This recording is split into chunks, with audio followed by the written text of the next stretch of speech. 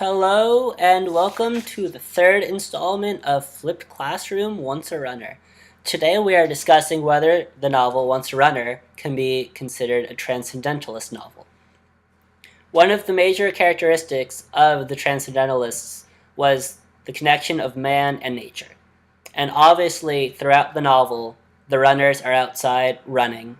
They're out in the mud, they're out in the dirt, they're out exploring nature. So there's a strong connection between Quentin Cassidy and nature and Quentin Cassidy. Another major factor is the feelings of the person being more important than reason. And throughout the novel, the reason that is used is not something that Quentin Cassidy believes in. He doesn't believe in the rules of the establishment. He believes in the feelings of doing what is right by his sense of morals and values. So again, that is something that Once a Runner focuses on feelings over reason. Major characteristics that influenced Transcendentalism was class system, war, freedom from past, religious freedom, and a response to greed.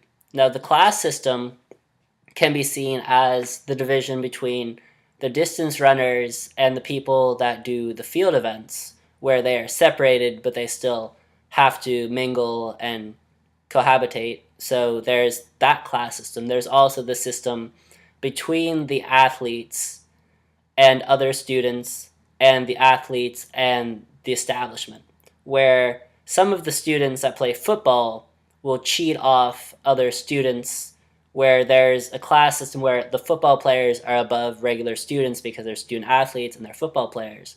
There's also the class system where Quentin Cassidy, because he's a student athlete, can get kicked out of the university for challenging someone higher up in the class system. Another issue is war, which is not addressed in this novel, but this was on the precipice of the Vietnam War, where students were going counterculture. They were going against the establishment. So there's the war of the old regime of Dick Doobie and the new regime of Quentin Cassidy and his ideals. Freedom from the past, which again would be the difference between Doobie and Quentin Cassidy, which is another issue that is seen throughout the first half of the book. Freedom from organized religion, which could be seen as freedom from football being the most important sport, where in the South, especially in this time, organized religion could be seen as an extension of football, where there's such fanaticism for football and such importance put on it that it can be seen as an organized religion. Next is a response to greed, which they live in very Spartan conditions as student athletes.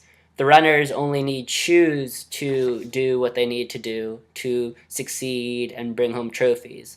So as a response to the greed of Dick Doobie having his own hot tub in his office that he uses is greed, and Quentin Cassidy tries to rally against that.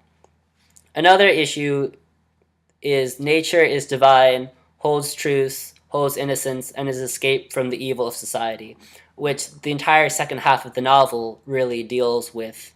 Nature is divine. Quentin Cassidy finds himself. He finds his abilities. He finds his true calling out in nature.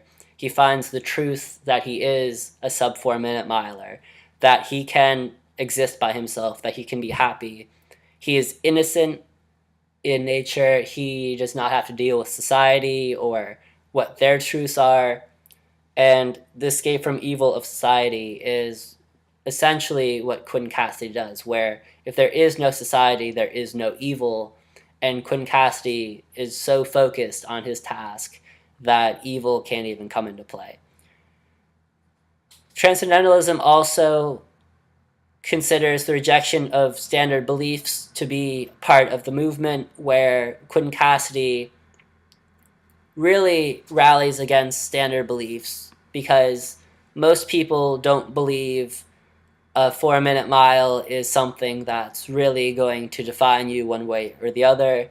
he doesn't believe in established religion or government or the set of rules that are at play, because he believes that you should be self-governed, and as long as you're a good person, that's all that matters.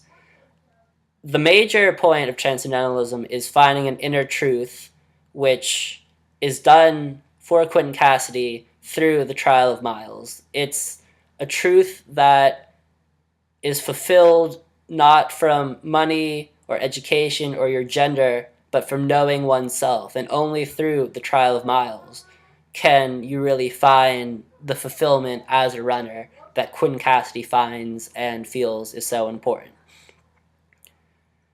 Another characteristic is being anti-aristocracy, anti-slavery, pro-women's rights, and in a quest for a utopia. He is obviously anti-aristocracy, where he's against the importance put on money and wealth and fame and self-importance. He's anti-slavery in the sense that student athletes bring in all this revenue to their universities and ask very little in return. But I feel Quentin Cassidy, as a forward-thinking person, would have been anti-slavery in the time of the true Transcendentalists. Pro-women's rights is something that many people who have read the novel will have a contentious argument about, because some people feel the novel is sexist because of the portrayal of women, and that could be seen as reflective of the time where women were still treated as second-class citizens in the 1960s in the South.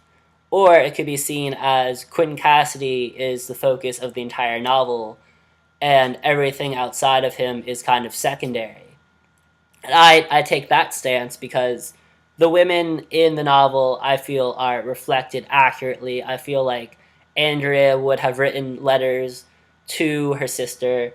She did not write short little notes that you could put on a post-it because her letters were so long.